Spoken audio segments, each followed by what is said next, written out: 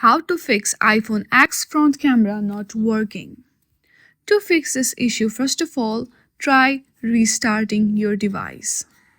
To restart your device, simply press the volume up button and keep pressing the side button until you see a slider. Then slide to power off. Then restart your device after 20 or 30 seconds and check if your problem has been solved or not. If your problem is still there, then the very next step you need to do is, if your camera application is running on the background, then remove it and check if your problem has been solved. Very last thing you can do to solve this issue is simply launch your settings. There you will see general option, tap on that. From there, go to the transfer or reset iPhone and do reset all settings, and then your issue will be solved.